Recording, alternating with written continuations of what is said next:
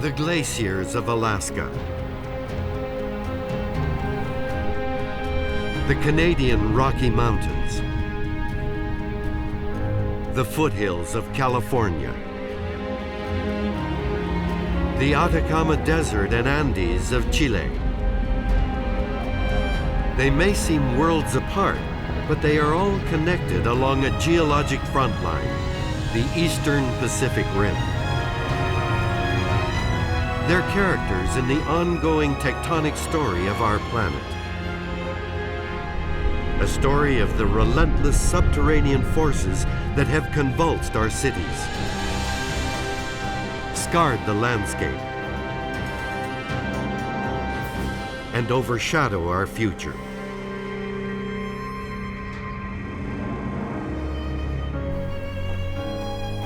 Travel with University of Toronto geologist Professor Nick Isles on a geologic journey as he explores the Pacific Rim of Fire from Alaska to the Andes.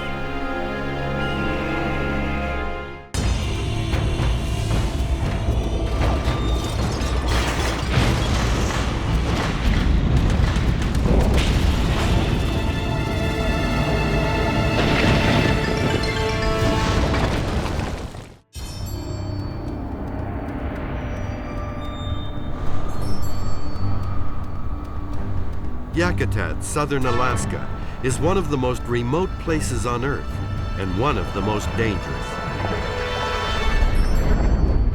A tectonic intersection where plates collide. Rocks are uplifted and folded into high mountains that reach 6,000 meters above sea level.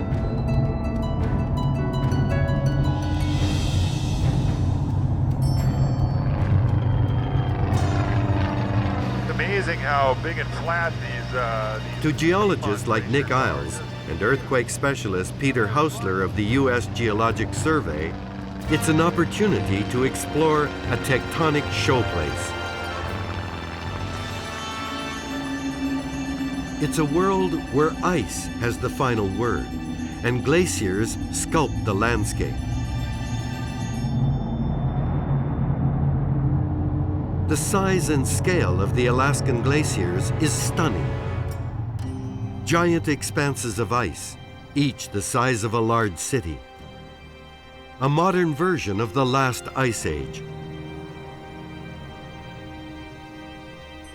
It's also a changing world. The impact of global warming is clearly evident. Well, the ice is thinning quite quickly here, isn't it? Yeah, that's right. I guess I had that map that was showing that the ice was at the mouth of the bay. Right. Something like 800 years ago. The landscape here is operatic in scale. Giant mountains form a high wall that fronts the Pacific Ocean. These mountains are some of the fastest growing on the planet, forced upwards by crustal impact between the Pacific and North American plates. It's amazing where you can look from the Pacific Ocean and presumably out there a little ways the Pacific Plate, and then here's this Yakutat microplate, and then there's North America right there, so big collision. The collision is especially intense because the Pacific Plate carries a tectonic passenger, a large piece of crust the size of a small European country. As it dives down beneath its North American tectonic neighbor, the Yakutat block slams into the coast of Alaska. Rocks that until recently lay well below sea level have been folded and uplifted high above the coast. It's a strange, surreal world that constantly surprises, where even trees grow on ice.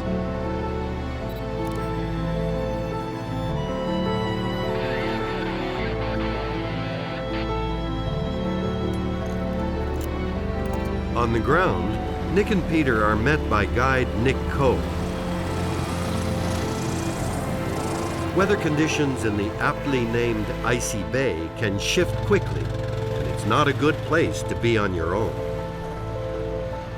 Yeah, I've often wondered about these terraces over there. See those flat surfaces? Right, whether they're tectonic or glacial. Yeah. I mean, the obvious interpretation is that they are strong uplift events. Yeah.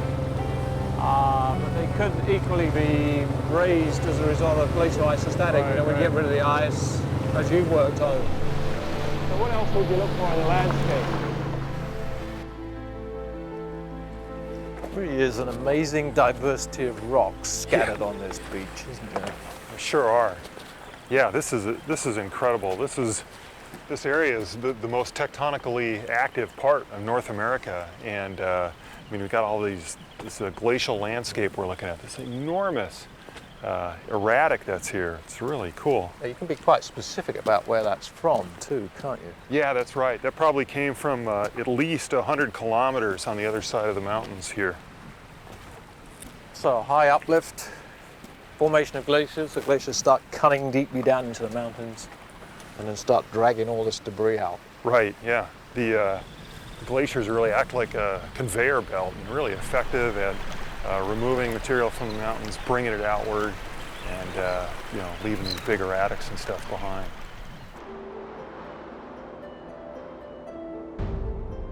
Glacier ice roads carry rock back to the ocean, tearing down the mountains in the process.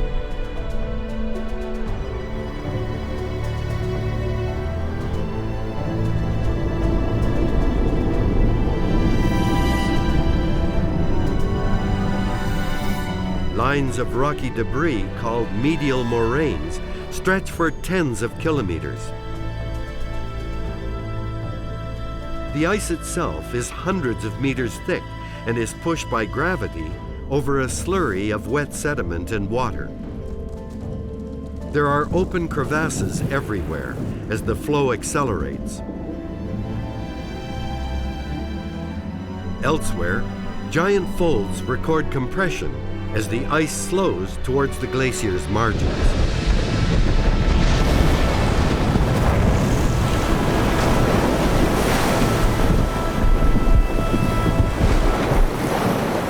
Alaska is slowly growing.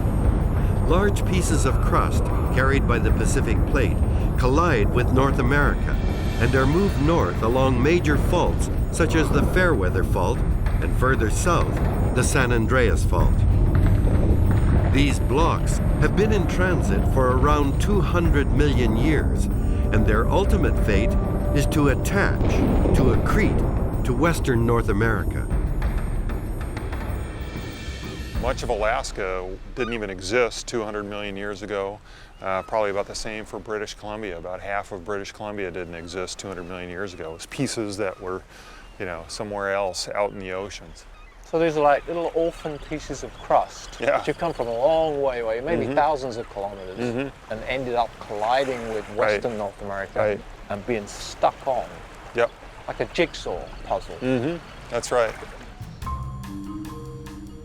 Turnagain Arm near Anchorage illustrates both the scale and the differing speeds of the accretion process. The vistas that so impress may look fixed and immutable, but the rocks have all come from someplace else. Been noticing as we drive along, a lot of these rocks are highly deformed. What do they tell us about the past tectonic activity along here? Yeah, they sure are. This is part of the accretionary complex that's in here, and basically this larger package of rocks reflect something like 200 million years of Earth history. So it's a really beautiful record of accretion along the southern Alaska margin. And these rocks right here were probably related to the oldest phase of that accretion. And it's a relatively narrow belt of rocks, but the time span that's within it is probably on the order of 120 million years.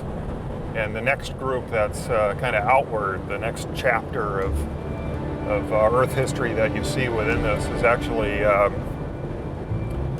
reflects probably only about 20 million years of history, and yet it's probably the most volume of the entire Chugach-Kenai Mountains.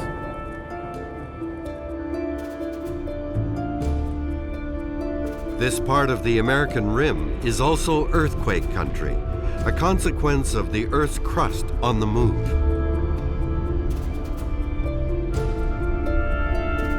The tidal flats in Girdwood near Anchorage contain a rich seismic history preserved as ghost forests and in layers of peat and mud below.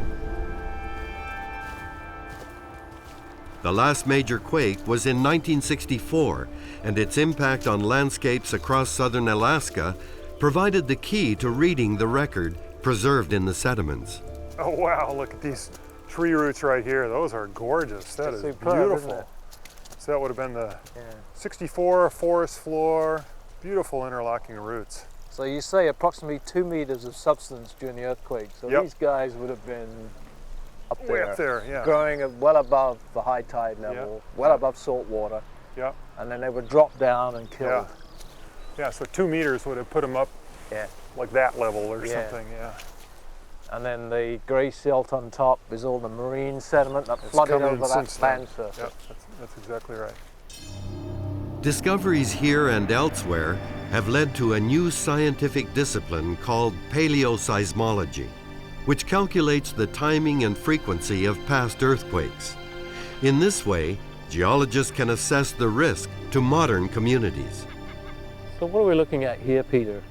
Well, you can see with a little bit of work here, we've been able to expose this really nice sequence. So up here are these silts and muds that were deposited since the 1964 earthquake. So all of this has been deposited since then. And then this horizon right there, that's March 27th, 1964. That's 46 years ago. And then below that is the forest floor from before the 64 earthquake. And then presumably we go downward and we have roughly 900 years of history below that. You know, by studying a sequence like this, it helps you know what to look for in other places for older earthquakes. And so, for example, after seeing this kind of thing, one worker then went back down to Oregon and Washington and found similar evidence for big earthquakes down there. And since then, there's been a strong case made for something like a magnitude 9 earthquake in Oregon, Washington, southern British Columbia in the year 1700.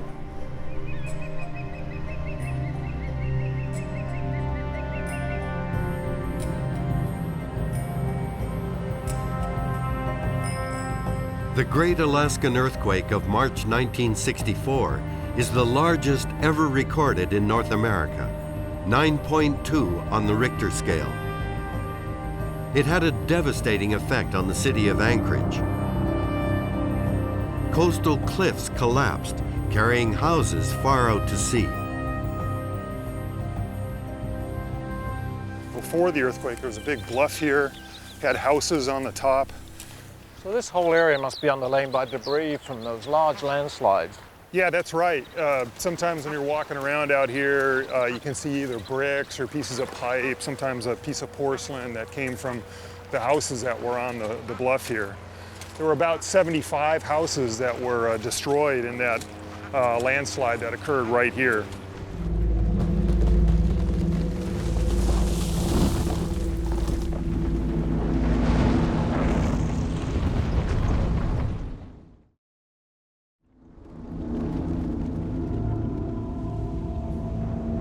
When the earthquake occurred, the epicenter was about 100 kilometers away from here.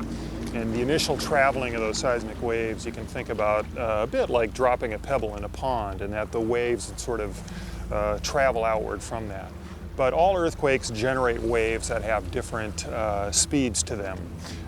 So the first waves would have hit the Anchorage area roughly 20 to 30 seconds after the earthquake started in the middle of Prince William Sound.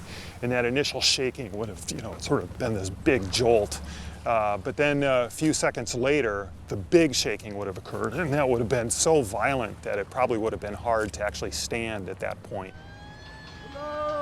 This is a city built on soft marine sediment, and in 1964, much of its downtown sank when the seemingly solid earth turned to quicksand.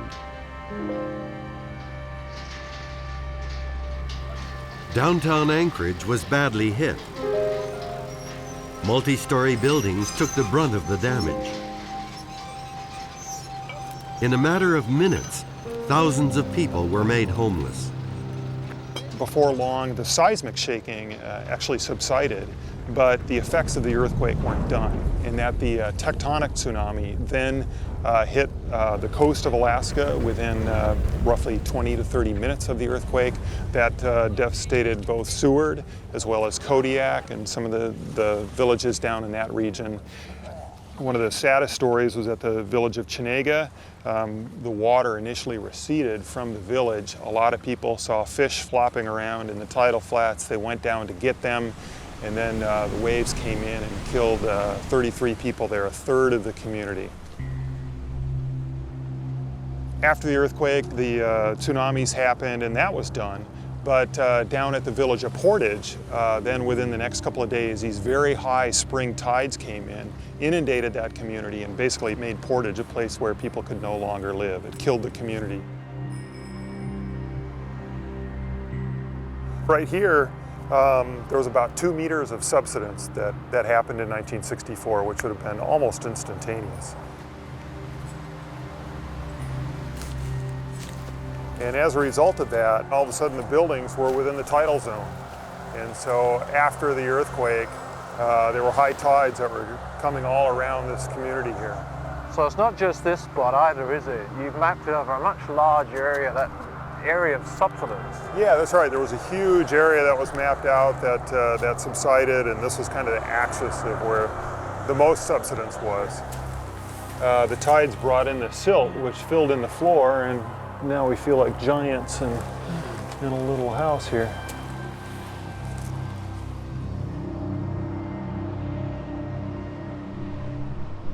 Large earthquakes and the rapid uplift of mountains are all expressions of tectonic accretion as crust is added to Alaska.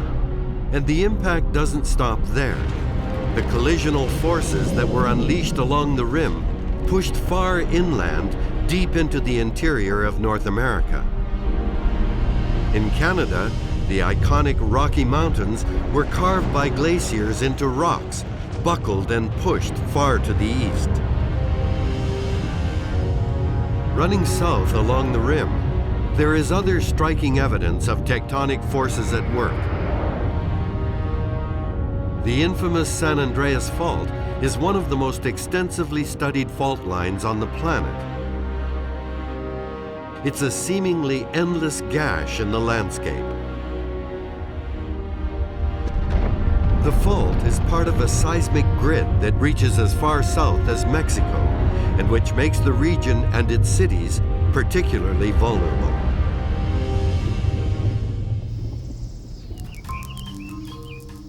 At ground level, it's a different picture. The setting of the De Rose Winery near Hollister, south of San Francisco, looks idyllic and hardly precarious, but it sits astride the San Andreas Fault. As the fault moves, so does the winery above it. Alphonse De Rose and his father took over the business in the 1980s, though the vineyard itself and some of its vines date back to the 1800s. On average, we have about 5 earthquakes a day, but they're below a 3.0, so we don't feel them. Alphonse is philosophic about the geological pressure cooker beneath his feet. So we're looking down right at the San Andreas Fault. Yes, and you can get a good idea of the movement by looking at this crack here. We've actually had to lay cement here a couple of times over the last 10 or 15 years. So it's real evident of the movement. And actually, if you take a look at this wall right here, this wall used to be flush with that post over there. So over the last 50 years, it's moved about 15 inches or so. So the building's literally being torn in two. What else is happening? Actually, you can see some buckling on both ends of the building. Have you ever had a major earthquake while you've been here? We did have one back in 1989, but the epicenter wasn't here. So I don't even think we broke a wine glass here. Follow the San Andreas Fault north, and there's even more at stake. It travels right through the heart of San Francisco, and that's only one of the city's geologic challenges. The rocks have been really highly deformed, haven't they? Yeah, the process of abducting them up onto the continent from the seafloor wasn't a pretty process. Mark Zobak is one of America's leading authorities on earthquakes and an advisor on risk management to the United States government. There's a fault to the west of the San Andreas, the San Gregorio Fault. It's an active fault. The San Andreas is the big player, but as we go east to the Hayward Fault, there are many ideas and many models that suggest that over geologic time, the Hayward Fault is going to be the main actor, accommodating the motion between the plates. And so it's a constantly evolving process, although it takes millions of years for that evolution to occur. The Bay Area may be cradled between the San Andreas Fault to the west and the Hayward Fault to the east, but there are myriad smaller faults and likely others that remain unknown. The city lies above a seismic subway system. The Kell Memorial Stadium at UC Berkeley is especially at risk. The Hayward Fault running from goalpost to goalpost. Look closely, and the cracks appear. The football stadium at Berkeley has a dubious distinction of being built right on top of the Hayward Fault.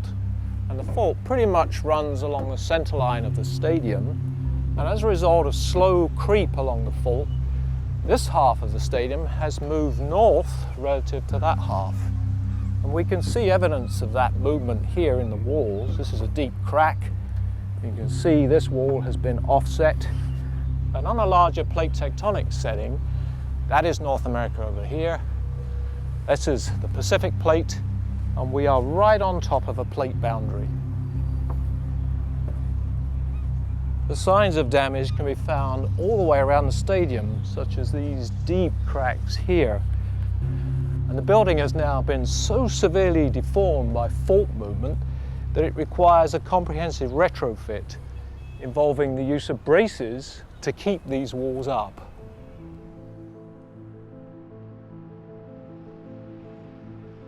San Francisco is renowned for its setting, its imposing scale. The Paris of the West. It's famed for its streetcars, its hills, and the elegance of its architecture, which at the turn of the last century sought to rival Chicago and New York. The city is also known as the scene of one of America's worst disasters, which struck early on the morning of April 18, 1906. 28,000 buildings were destroyed, 3,000 people killed. Half the population of the city left homeless.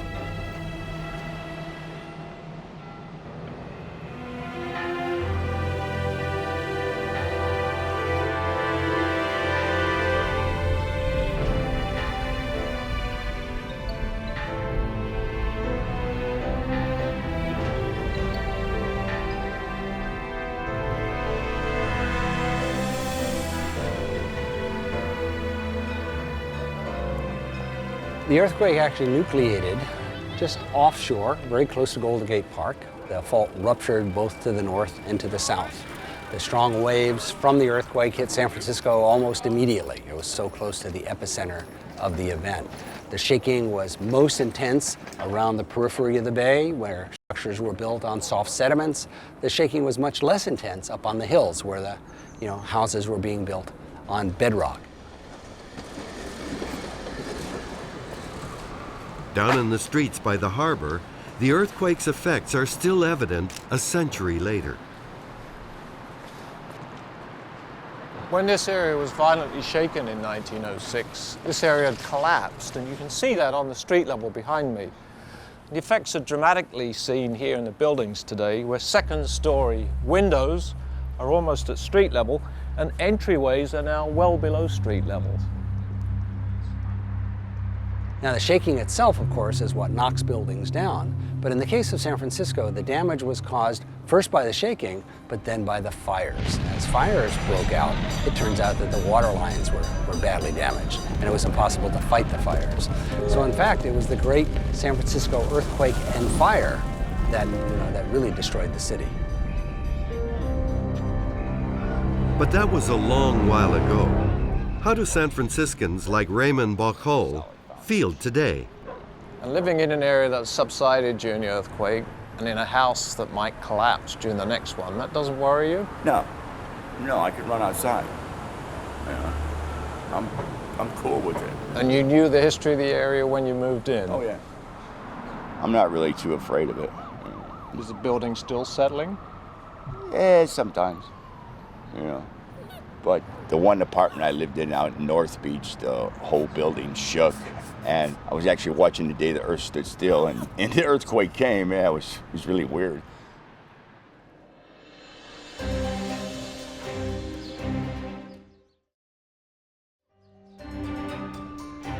Back in 1906, the university campus in the nearby community of Stanford was also badly damaged. Even the Geology building took a hit. The imposing spire of the Memorial Church crashing through the roof. The campus is now being steadily retrofitted in preparation for the next earthquake, an event which Stanford professor Mark Zoback believes is coming soon. There are about 6 dangerous faults, 6 capable faults of producing damaging earthquakes in what is considered really the next 30 years is the way we've been looking at it. If you look at the cumulative probability that an earthquake on one of these 6 faults will cause severe shaking in the San Francisco area, the cumulative probability is about 60% in the next 30 years, which means it's about twice as likely to occur as not to occur. So from the perspective of the people who live here, from the perspective of the people who have to respond to the earthquakes, we have to think of it as just about a sure thing. Leaving California, Nick heads south to one of the most earthquake-prone regions on the planet, Chile, where thousands of kilometers of coastline are at risk. Back in 1960, it was the scene of the largest earthquake ever recorded, which triggered a devastating tsunami felt right across the Pacific.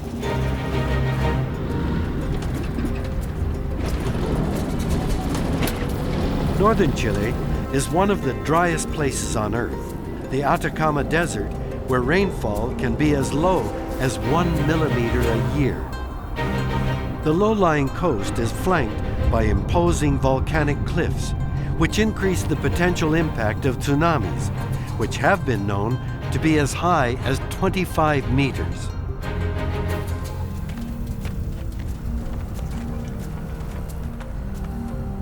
Cities like Antofagasta perch precariously on the narrow strip of land beneath the 1,000-meter-high Cordilleras, squeezed between ocean and desert. Antofagasta is home to 250,000 people. Its prosperity is dependent on its rocks. Minerals from the giant mines of the Atacama are carried to the coast by rail and shipped around the world.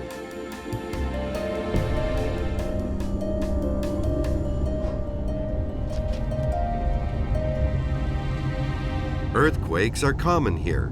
The last in 1995 shifted the city 80 centimeters to the west.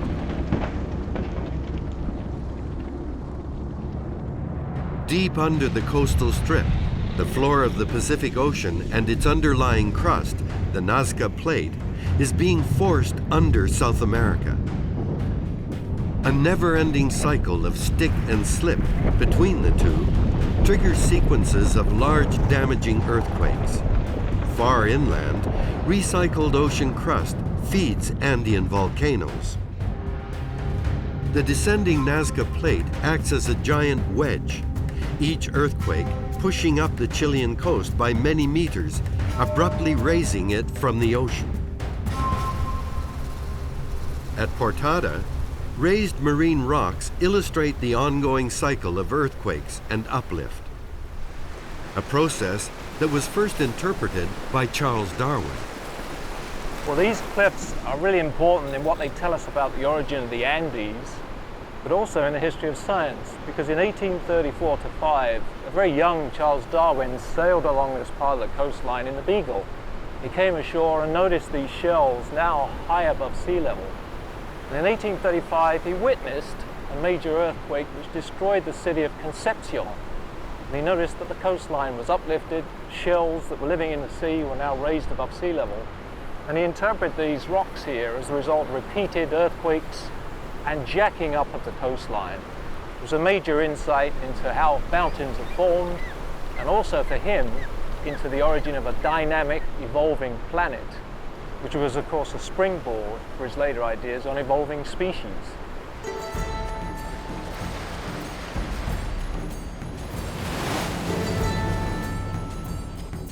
North of Antofagasta, the ruins of the once flourishing port of Cobija are a testament to the destructive force of tsunamis and the continuing vulnerability of coastal settlements. The port was hit by an earthquake in 1868, and then less than a decade later was engulfed by a tsunami when 10-meter-high waves crashed through its streets. The community, which had also been hit with a yellow fever epidemic, decided that the place was cursed and best abandoned.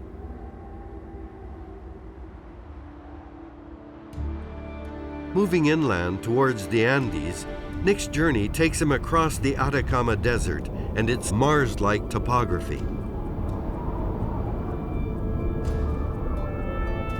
The landscape is seemingly sterile, devoid of vegetation, but geologically, it's anything but empty. The Santa Elena mine was once the world's primary source for nitrates used in the production of both fertilizer and gunpowder, and played a key role in fueling the rival armies facing each other in the trenches of the First World War. The scale of production was immense. So too are the giant heaps of tailings that remain.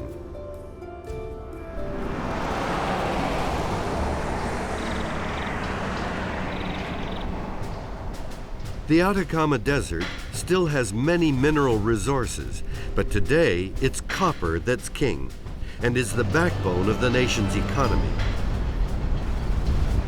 The Chuquicamata mine is the world's largest open-pit copper mine. Its scale is simply immense, 4.9 kilometers long, 3 kilometers wide, and 1 kilometer deep.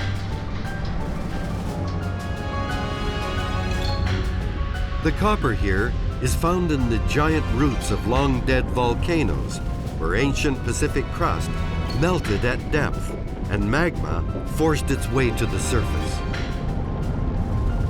Deep waters under great pressure and temperatures glean the metal from the hot rock, concentrating it into rich veins of green and turquoise-colored minerals. Soon to be expanded still further, the pit and its enormous piles of waste rock looms above the former company town. It's deserted now, but the buildings have been kept. A sideshow for the curious tourist.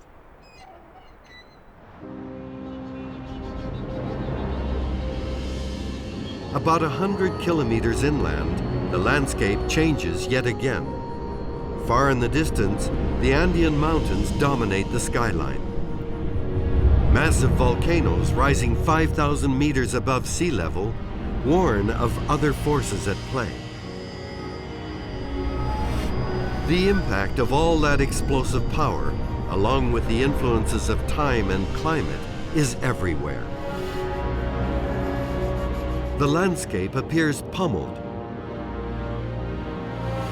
rocks bent and broken, shaped into strange and contorted forms by tectonic collision and erosion. It's no accident that Valle de la Luna, or Valley of the Moon, is named after our lunar cousin and is used as a training ground for astronauts. But as so often on Nick's journey, there are surprising twists to the geologic plot. The strangeness of this alien landscape is made all the more dramatic by the presence of salt.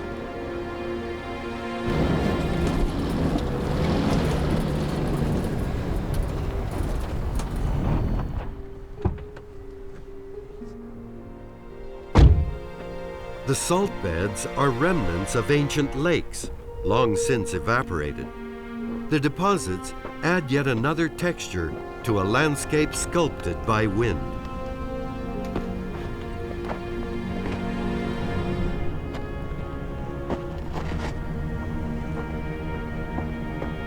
The Valle de Luna is a junction where vanished lakes meet the longest and highest volcanic mountain chain anywhere on the planet.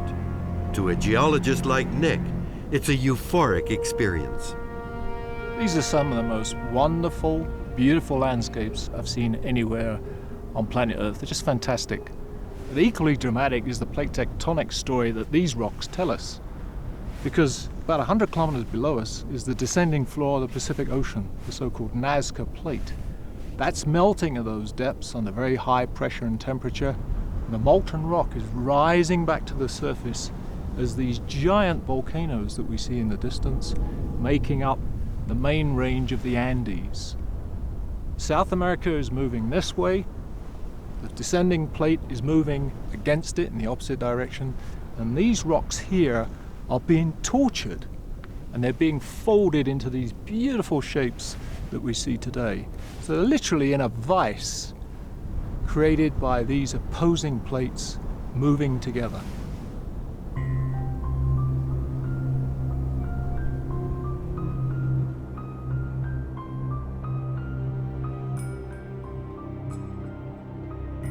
It's the driest desert on the planet, and it's also the oldest. The scale and thickness of the salt beds tell another more ancient story of climatic cycles causing lakes to repeatedly fill and then dry out. Salt has been mined in this area for thousands of years. The remains and relics of abandoned salt mines are a familiar character in the landscape. That process is still at work. Salt continues to accumulate in enormous evaporating basins called salars that cover hundreds of square kilometers. This is a barren wasteland today, but 10,000 years ago it was completely different, and we would have actually been underwater, under a freshwater lake. And the climate here would have been much more humid. Would have been trees growing around there, there would have been large animals, people hunting those animals.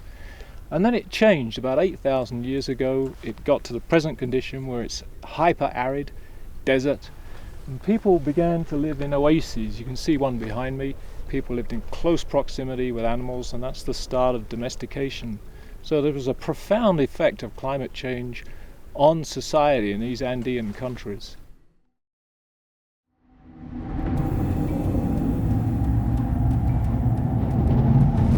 Just a few kilometers from the Valle de la Luna and its adjoining salars, there are other indicators of a wetter, more fertile past.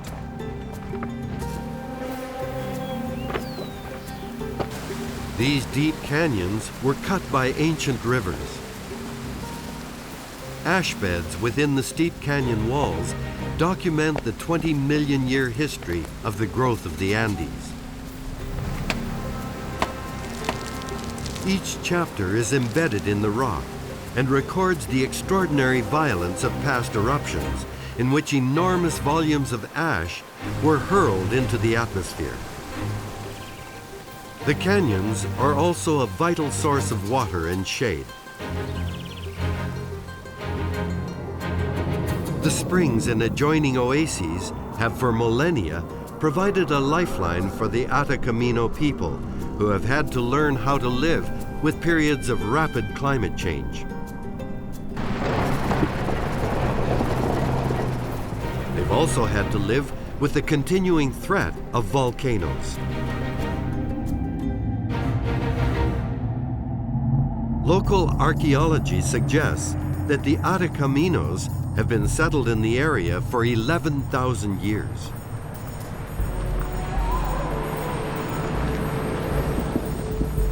The original community of Talabre lay directly below Lascar volcano, the most active in the Chilean Andes.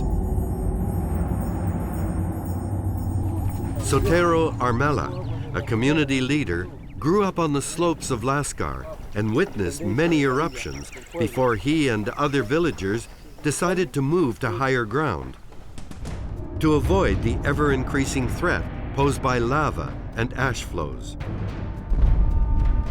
The narrowness of their escape is captured in stone by the sheer size of the now cooled lava flow that sits menacingly above the village. Lascar volcano may be the most dangerous in Chile, but it's simply one of many clustered in a molten assembly that forms the Andes. Each volcano is fed by magma rising from Pacific crust, melting deep below. When cooled, magma gels into rocks called andesite and rhyolite, which act like a champagne cork, preventing the release of gases until the buildup of pressure leads to a catastrophic eruption.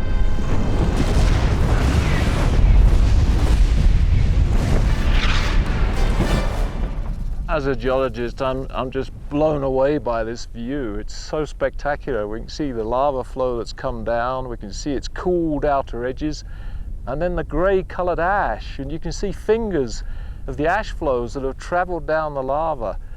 It's preserved because it's dry here. Everywhere else in the world, that would get eroded. You were working up here during the 1993 eruption. What was it like to be up here? Bueno, en el 93, lamentable, yo estuve al otro lado de del cerro al otro lado. Back in April 1993, as luck would have it, I had gone up the far side of the mountain to get my sheep and llamas when I saw a mushroom-shaped cloud. I put up my hands to shield myself because suddenly lots of tiny stones began to fall. At first, they were very light, like sponges, but then they started getting heavier and heavier. And if one of those were to hit you, then forget it. Given such extremes of temperature and seismic threat, local communities are especially respectful of the earth and of the power of volcanoes. And all across the Andes, there are ceremonies that ritualize that awe. Bueno, lo que nosotros hacemos el pago es lo primero que tiene que tener es la hoja de coca. The most important thing you have to have for the offering is coca. We also bring corn, flamingo feathers, incense, quinoa, all that. And we make these little llama figurines and offer those up too. That's what we bring. As far as alcohol goes, it has got to be 90% proof. And then there is other drinks like beer and wine, food, that kind of thing.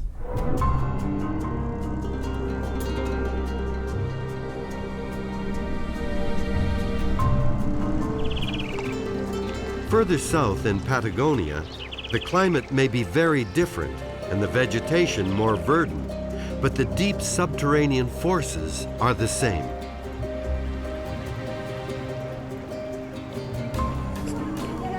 The coastal ferries still stop at Chaitin. It's a transit point for local people heading south.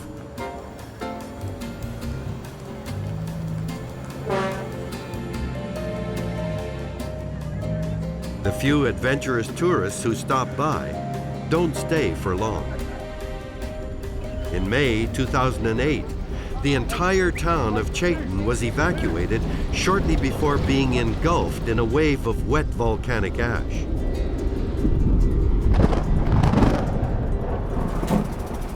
Hola! Only a few people returned. Hi, how's it going? Good. Good to see you. Among them, Nicholas Le Pen, who runs a local travel agency and the post office. The volcano's over there, and we'll have to see a little bit later. Okay. And you're still living here after the mud flow? Of course.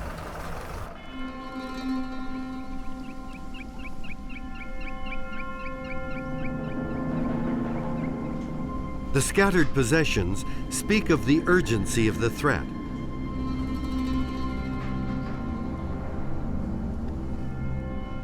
Telling of the sudden death of a once vibrant community.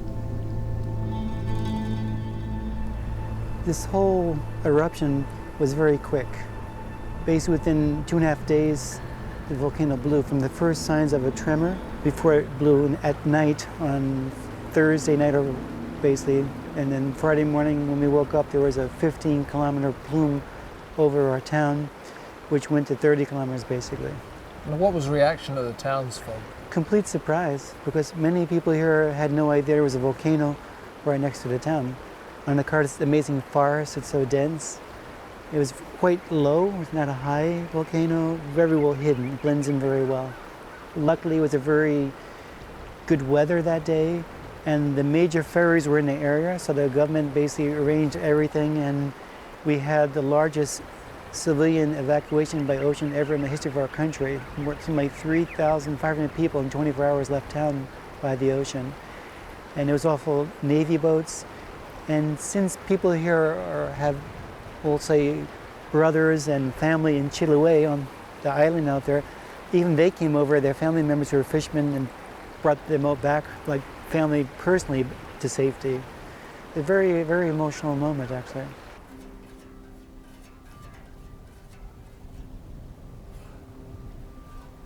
Most volcanic eruptions are hot, noisy, and fiery events, but volcanoes can also be stone-cold, silent killers.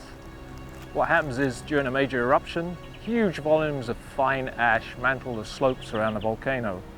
Weeks, months pass, and all that ash, wetted by intense rain, moves down valley as a laha, a mudflow, and, as it happened at Chaitin, buries the town under meters of ash.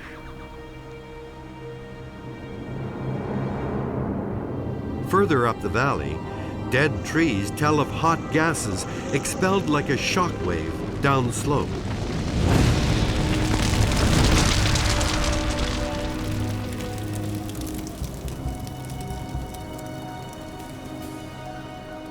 There's a real sense of danger here, isn't there? We're looking up to the volcano. Yeah. I suppose every time that collapses, all the red hot debris just swept through here. Yeah. It's a very dangerous place because Chaitin town is 10 or 12 kilometers from the summit. So, Dr. Luis Lara is Chile's foremost volcano watcher and has been monitoring the volcano since its reawakening in 2008. Before that, radiocarbon dating confirms that Chaitin hadn't erupted in more than 9,000 years and was presumed to be dormant.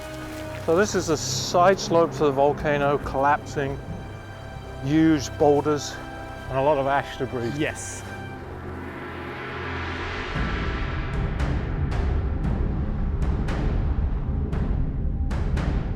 The volcano is still very active, a smoking molten mass where the damage from pyroclastic flows and explosions is shocking.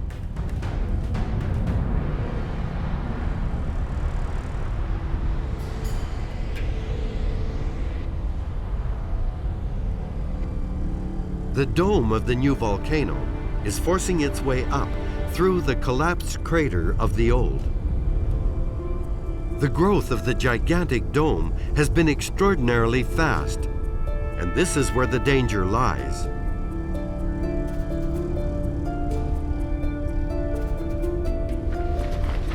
The entire dome here was built during the last eruption, during the last year. So this volcano has yet to have its first birthday. Yeah. That's amazing.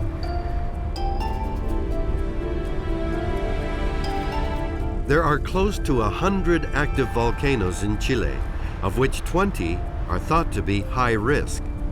And it's Dr. Lara's unenviable responsibility to monitor their health. He worries what the future may bring. What's very impressive too is the amount of ash that's trapped in this old crater. If these walls ever get broken and that material discharges downslope, it'd be a huge disaster, wouldn't there? Yeah. That's the main problem with this kind of volcano. After the eruption, the lahar, or mud flow, blocked the course of Chaitan's Blanco River, causing it to flood the downtown streets with water and silt. Despite all of these obstacles, no power, a compromised water system, some people are determined to stay. The government maintains that given the threat of new eruptions, the town is best abandoned, but Nicholas thinks otherwise. What do you think of government suggestions that the town effectively should be killed and everybody moved somewhere else? Everyone has different opinions, you know, and every opinion is worth listening to because there's reasons. If it was just a flood, you know, and say our town was destroyed by a flood, you would know like when a week you'd come back here and fix it, right?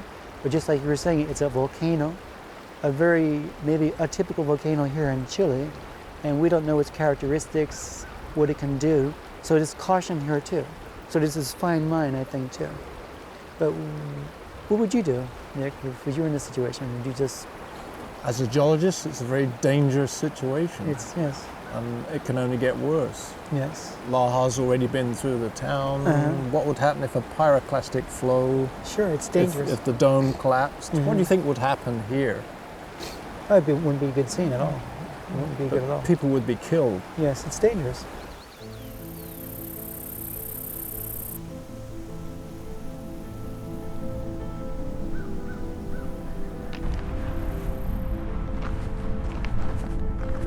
But to a geologist like Nick Isles, what's happening at Chaitan is a tiny part of a big picture, the inevitable geologic journey of the Earth.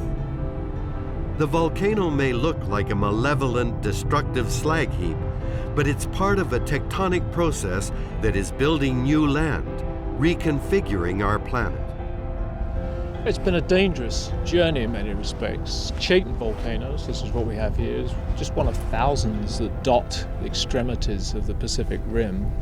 And there's about 1 billion people that live on the rim in constant fear of volcanic eruptions, major earthquakes, and of course tsunamis, tidal waves. But on a bigger geological picture, we're looking at the transformation of the Earth's surface, because slowly over time, the floor of the Pacific Ocean is being destroyed, is being subducted by being pushed down below the surrounding land masses. Those land masses are slowly moving inwards, and in about 120 million years' time, instead of a large ocean, there will be a supercontinent.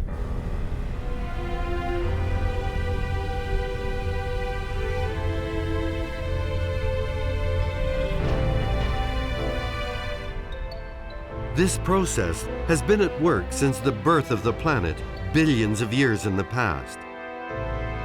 The continents enlarging at the expense of the oceans.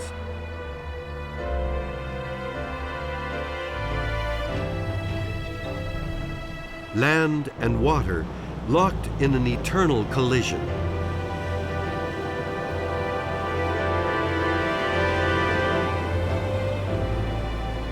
A grand battle that defines the course of Earth history.